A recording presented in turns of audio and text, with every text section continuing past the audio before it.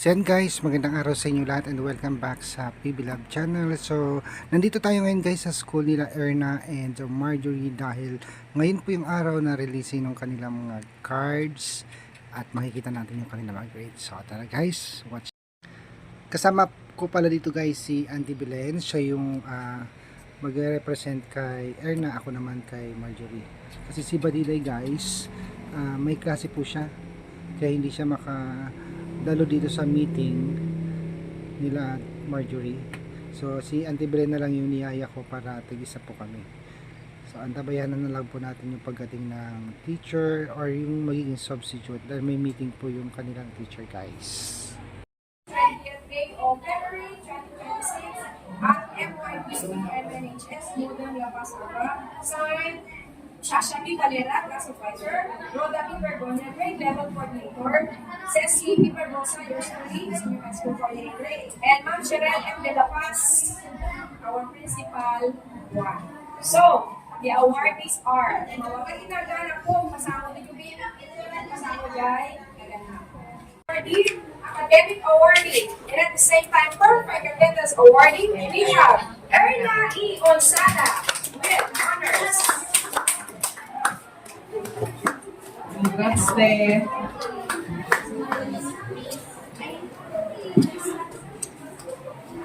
Excellence awardee, and at the same time, perfect attendance awardee, we have Chris Marjorie E. Paragoso with honors.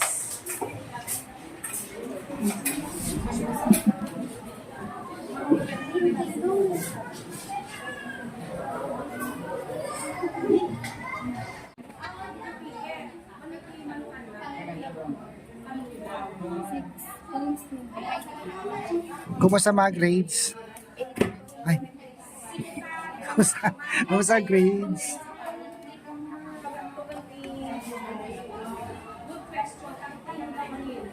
So yan guys, nakuha na namin yung mga grades nila at nakita na natin.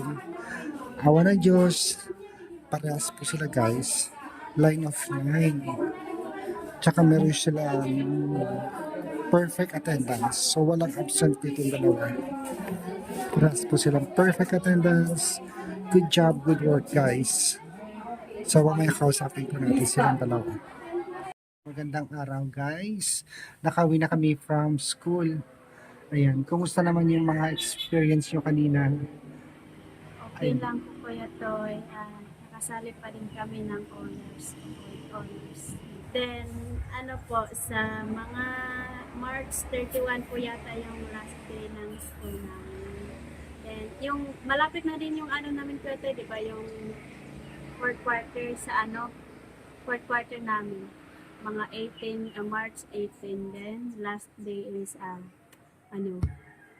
mga 31. Ang narinig ko kanina, grade 12, March 30 graduation. Oo, kasi graduate kami mga 31 papasok pa kayo. Kasi di ba mag-culminating pa din yan, pwede di ba? Same sa once that video. Then, ano ba yun? Ano pa Wala rin? na kaming BS po. Kami, pumayag kami lahat kasi 13 lang kami doon. Then pagdating sa teacher doon sa ibang section is hindi sila gusto. Kaya nadamay na kami, wala na kami lahat. Okay lang din yun Kuya Toy para wala ng gastos, di ba? Mag-ano pa tayo ng gown. Di ba may gown doon? Tapos ang yan hanggang alas 11, alas 12 ng gabi. Mas mabuti din wala na. Bahala na tayo. Kumusta yung award? Anong award nyo kanina? With honors ng Kuya Toy. High honor? With honor? With honors po. Hindi lang kami nakabot ng with high. Ilan ba yung grades ng high honor? Kaya 90 plus naman kayo. 95 pataas yun. Mga 94 lang yata sa amin. Grabe. Kulang. Pag 98 ka na, highest na, diba? Ayun mo nang tinawag kanina siya yung valedictorian. Yun yung pinaka-ano sa amin. Pinakamatalino. Parang pinagsunod-sunod po ka, diba? Di ba kami?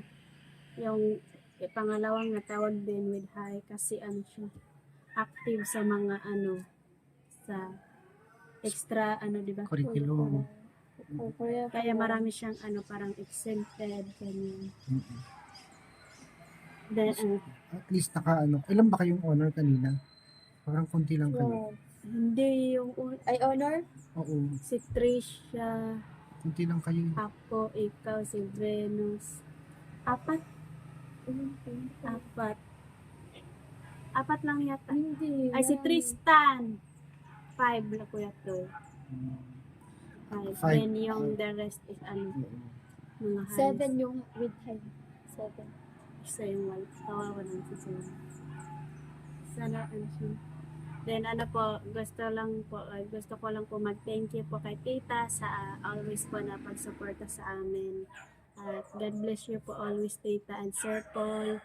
At kay Nanay Elizabeth, thank you so much po. At sa pamilya ko dyan, ingat po kayo palagi. And sana naging proud kayo sa akin. At huwag kayong mag-alala sa akin dito kasi okay lang po kami dito. And thank you so much po again sa pamilya ni Tita, sa buong pamilya ni Tita. Maraming salamat po sa pagmamahal niyo sa amin. At sana more blessings and good health palagi po Tita sa mga lakad niyo. At mahal po ka namin Tita sa buong pamilya mo po. Salamat po kasi tinuring niyo po kaming kapamilya po Tita sa buhay. And thank you so much ulit and God bless you po. We love you po Tita. Hello po, Tita. Magpasalamat po ako kay Tita TV. Dahil sa pagsuporta at pagmamahal niyo po sa amin, nang dahil po sa inyo is nakapag-aral po kami dito at malapit na po kayo, matatapos na naman po ng grade 11. Tapos grade 12 na naman po kami. At thank you po talaga Tita sa walang sawang pagsuporta. Sana po okay lang po dyan kayo sa Amerika. At always pray lang po at good health palagi Tita. At tsaka si Sir Paul. Hello po Sir Paul. Long time no see. Pero, Hello po Sir Paul. Sana magkita po tayo sa Davao. Malapit ka naman Uuwi na uuwi. po kami. Tapos, excited na po ako uwi. kailan pala yung bakasyon mo? Hindi ko po alam. June? Ay, March. April. April, pwede ka na mag-start kasi 2 buwan yung bakasyon. March, April, May, June, mabalik ka na. Para 2 months. Thank you po Sir Paul sa pagsuporta at pagmamahal at sana palaging okay po kayo sa kalagayan nyo at malusog po kayo at tsaka sa pamilya ko dyan sa Taloytoy. Sana magkita na tayo, malapit na tayo magkita. Excited na po ako makita kayo at namimiss na po kayo. Namimiss ko na yung mga kapatid ko at yung papa ko, si Lola at Lolo at mga karelative ko dyan. Tapos, thank you po sa lahat nagsuporta sa amin dito sa Abra, lalo na sa mga supporter at subscriber po. Thank you po sa inyong lahat. At kay Tita Belen po at kay Kuya Toy, thank you so much po kay Toy kanina. Kasi kanina dumating na yung lahat ng parents nila. Kami na lang yung wala. Okay naman din po yun Kuya Toy kasi Filipino time talaga Kuya Toy, no? Mm-hmm. Sabi 1:30 tapos 2 na talaga. 2:30. 2:30 daw naman. Filipino time talaga Kaya nga, yung Filipino. Sabi nila, 1:30 daw sa junior, tapos 2:30 sa senior high school. Kasi doon sa flag ceremony namin, Nadinig po dapat sinabi. 1 to 30 nandito na yung mga parents, sabi nila. Nag-alala nga yung mga classes namin kasi 2 yung nasabi niya doon sa mga alumni. Bakit yung ibang estudyante wala naman parents? Wala, kasi Baka dalawang gusto ano ko. ko ito, may junior silang ano. Ay, Parang nagpunta sa nahati. kabila. Opo. Okay. Kaya dapat daw sana unahin yung senior na ano. Tapos alam mo kaya ito, i-share ko yung ano. Yung anong araw yun? Yung nag-apply, kumbaga po kuya to parang nag-apply kami ng trabaho ba. Yung interview, ganyan. Grabing kaba ko dun. Sa school? Opo, may mag-interview sa'yo. Parang nag-apply ka talaga ng trabaho, ganyan. Job interview. Oo, job interview kuya to. So, meron naman, di ba, no? Tell Tell me about Oo, yourself. oo. Paano mo naman sinagot yun? Paano nyo sinagot? Sige nga. Inano ko kasi yung ni tita, yung mga tips ni tita ba, yung hindi mo anuhin yung mga pangalan mo, yung ano sa buhay mo. Tapos, alam mo kasi walang tinatanong sa akin na ano, what is your strength, what is your weakness. Parang nagsimula lang sa ano, tell me about yourself. Parang parang nandun na lang kahit ano na yung tanong sa ano. Imbes kasi kami Kuya Toy, hinati kami, tatlo yung parang mag-interview sa amin. Si Marjorie, tatlo o dalawa kayo doon sa advisor namin sa hindi doon sa teacher namin sa yan na subjects. Tapos doon ako sa practice teacher, tatlo kami. Then yung tatlo din doon sa ano parang ano yun, si Sir Joseph. Hindi ko pa na-encounter siya ng ano. Tapos sabi ni Ma'am, ilipat kita doon ka na sa Sir Joseph. Alam mo, ayaw ko, wala akong confidence. Sabi ko, hindi, wag ka, ma-try mo para ano, parang masanay daw kami ba. Hala na, pilitan na lang ako ito pumunta doon. Buti, pagdating ko doon, kunti na lang yung kabak ko kasi wala namang tao doon sa kubo. Di ba may kubo doon siya? Then may mga tao doon sa ano. Medyo, hindi lang ako kinabahan kasi wala namang tao. Tapos, sila Marjorie, sinisilip-silip nila ako. Parang ang tagal ko natapos doon, di ba? Sa'yo naman, Marjorie. Siya yung first kaya. Ako yung pinakauna Interview. Oo. Tapos Paano mo doon yung sinagot? pinakakaba. Hindi lang, tell me about yourself, ganun. Yun lang din. Parang ganun, sunod-sunod na rin. Sabi ng teacher namin 5 na tanong lang daw, pero hindi naman yung 5. Marami naman yung tinanong sa amin. Ganun naman yun eh. Alam mo ba, may kwento ko sa inyo, 16 years old, umalis na ako ng Ambra. Apply ako sa SM. Hindi ako tinanggap. Kasi nga, minor de edad. Pero malakas sa loob ko. Apply ako talaga. Ang sarap kasi pag na-interview ka, ang sarap. Oo, maano yung feeling parang, Meron parang maano mo yung mga manifesting. sagot Kuya Toy. Hmm. Kung masagot mo yung mga katanungan ng ano, parang masarap sa pakiramdam. Tapos may tinanong pa sa akin doon na parang hindi ko na ano doon. Sabi ng nakalimutan ko na talaga yung mga tanong niya Kuya Toy. Pero nasagot ko naman, sabi niya, kung may mga conflicts daw between sa mga teacher, isusumbong mo ba sa ano daw sa mga head?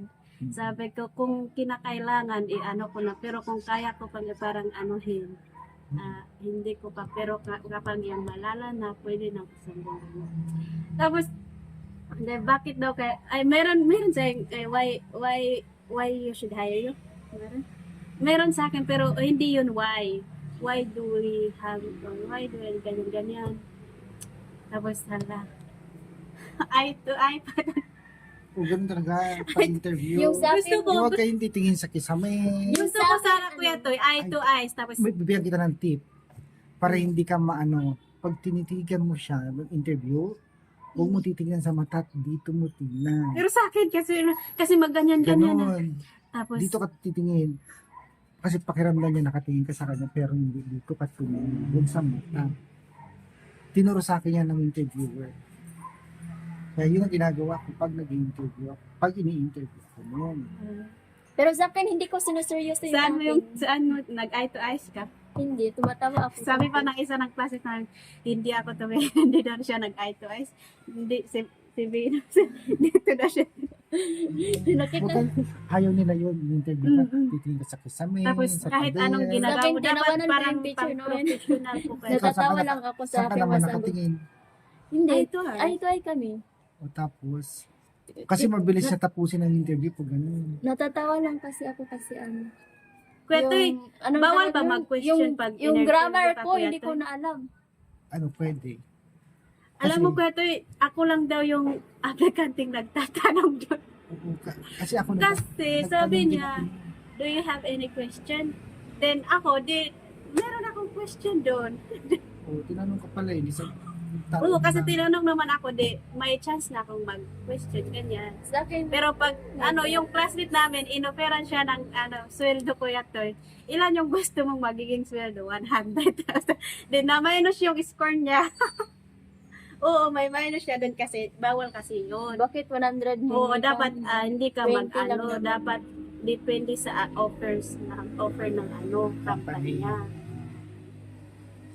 Grabing pero pag natapos mo na parang masarap sa pakiramdam, wala ka ng problema. Experience yun pag nagtrabaho Oo, na pero kayo. gumawa pa kami ng resume, Kuya Toy, application letter. Then, meron na naman sa mabisang communication. Tagalog lang yun. Pero hindi na mag-interview. May LCS pa. Marami. Marami kaming gagawin.